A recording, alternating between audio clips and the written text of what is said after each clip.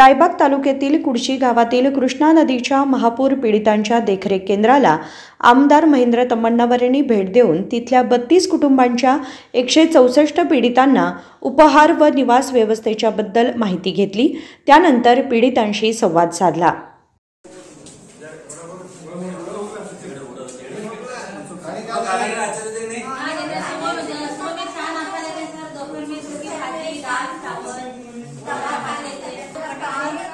मैं कुठे म्हणत रे मैं कुठे म्हणत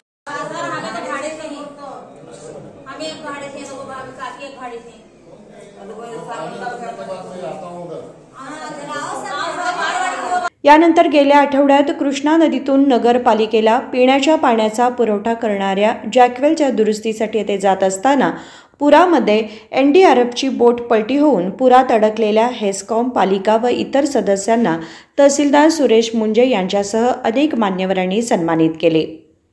संजीव बॅकुडे, KMM मराठी, रायबाग।